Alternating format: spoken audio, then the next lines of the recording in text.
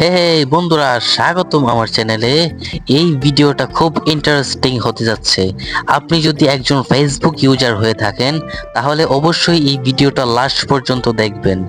আমি 3টা সেটিংস নিয়ে কথা বলবো, যেই সেটিংসগুলো আপনার মাস্ট বি জানা দরকার। চ্যানেলে যারা নতুন আছেন সাবস্ক্রাইব করতে ভুলবেন না এবং ভিডিওতে একটা লাইক দিয়ে নিন।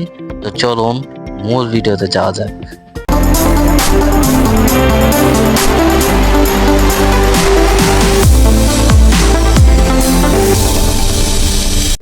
তো গাইস, ফার্স্ট অফ অল আমরা ফেসবুকে চলে আসব এবং ওই যে উপরে দেখতে পাচ্ছেন থ্রি ডট আইকন, এখানে ক্লিক দিয়ে দেব। তারপরে সেটিংসে ক্লিক দিয়ে দেব। সেটিংসে ক্লিক দেওয়ার পর আমরা এখানে উপরে যে দেখতে পাচ্ছেন সার্চ বার, এখানে আমরা সার্চ করব টিও। ঠিক আছে, শুধু এইটুকু সার্চ করলেই হবে, টিও। এটা সার্চ করার পর একটু উপরে স্ক্রল ডাউন করবেন, উপরের দিকে যাবেন, তারপরে এখানে দেখতে পারবেন এই অপশনটুকু অন করে দেবেন। এটার কাজ হচ্ছে গিয়ে এই সেটিংসটি অন রাখলে আপনার পোস্টে কে ট্যাগ দিচ্ছে সেটা আগে আপনি কনফার্ম করতে পারবেন, যাতে কেউ আপনার অজান্তে ট্যাগ না দেয়।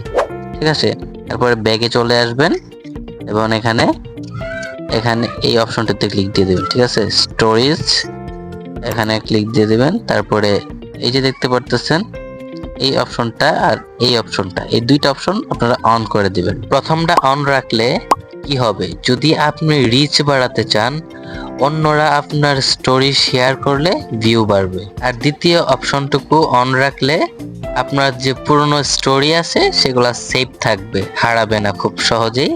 আপনি এগুলা আবার রিকভার করতে পারবেন। তারপরে ব্যাগে আসবেন, ব্যাগে আসার পরে এখানে পোস্টে ক্লিক দিবেন। তারপরে যে এখানে দেখতে পারতেছেন এই যে দেখতে পারতেছেন এই অপশনটা সিম্পলি অন করে দিবেন। এতে আপনার পোস্ট বেশি মানুষের কাছে পৌঁছাবে, রিচ ও ভিউ বাড়বে। কিন্তু যদি শুধু ব্যক্তিগত ব্যবহার করেন তাহলে অফ রাখেন প্রাইভেসির জন্য। তো এই ছিল আজকের ভিডিও। আপনাদের মতামত অবশ্যই কমেন্টে জানাতে ভুলবেন না। কি ধরনের ভিডিও চান নেক্সটে সেটাও কমেন্টে জানাতে ভুলবেন না। ভিডিওতে লাইক এবং সাবস্ক্রাইব করতে ভুলবেন না। দেখা হচ্ছে অন্য কোনো আরেকটা ভিডিওতে। ভালো থাকবেন, সুস্থ থাকবেন। Take care. আল্লাহ হাফেজ।